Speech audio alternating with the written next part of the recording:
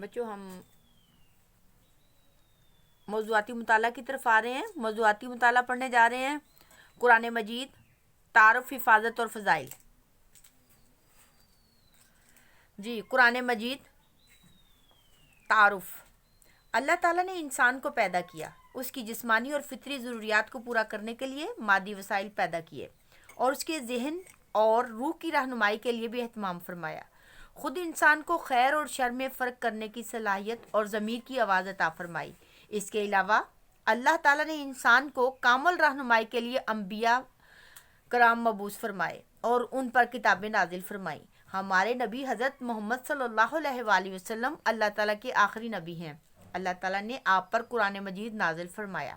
یہ اللہ تعالیٰ کی آخری کتاب ہے.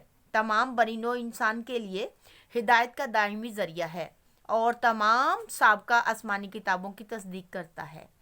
اللہ سبحانہ و تعالیٰ نے پچھلی امتوں کے لیے بھی انبیاء مبعوث فرمائے تھے اور ان میں سے بعض پر اپنی کتابیں بھی نازل فرمائی تھیں، لیکن ان انبیاء کی تعلیمات اور ان پر نازل شدہ کتابیں اپنی اصلی حالت میں محفوظ نہیں رہیں.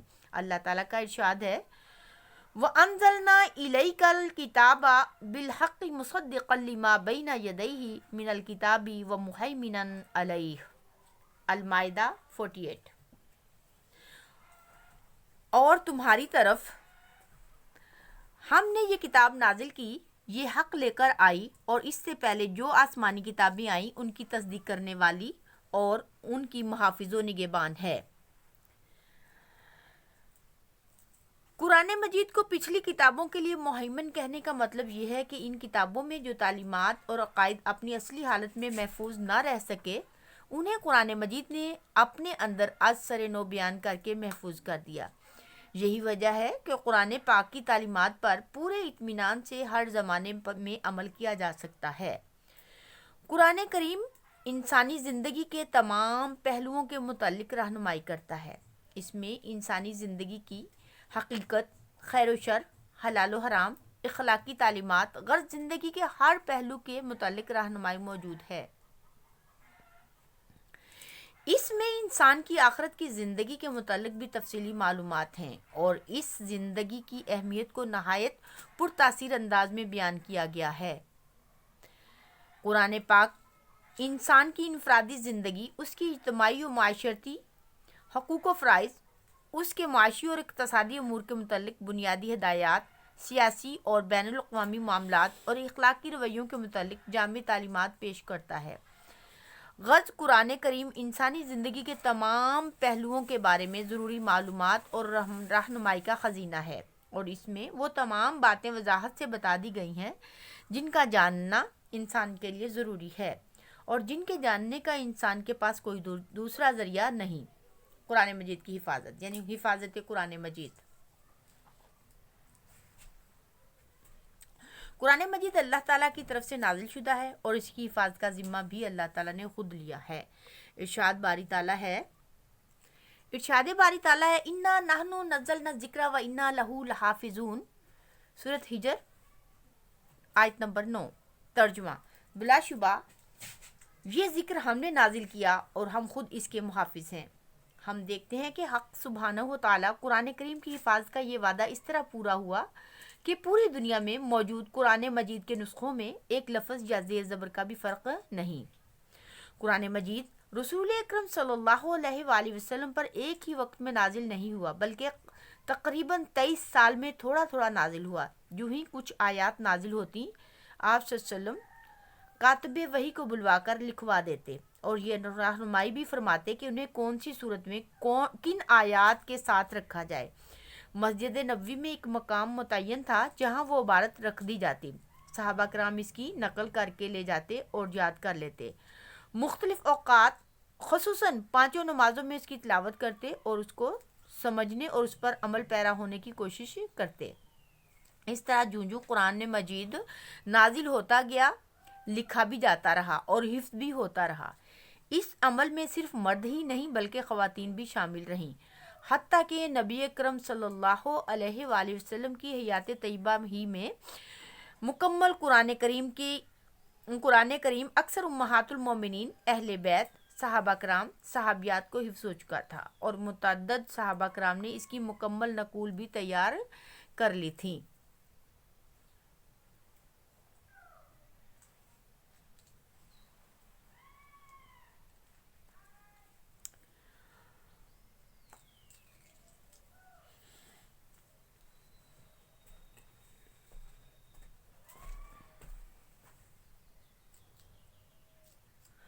رسول پاک صلی اللہ علیہ وآلہ وسلم کی رحلت کے بعد حضرت ابوبکر صدیق رضی اللہ تعالیٰ عنہ نے رسول اکرم صلی اللہ علیہ وآلہ وسلم کے لکھوائے ہوئے تمام اجزاء کو آپ صلی اللہ علیہ وآلہ وسلم کی مقرر کردہ ترتیب کے مطابق یکجا کرا کے محفوظ کر دیا۔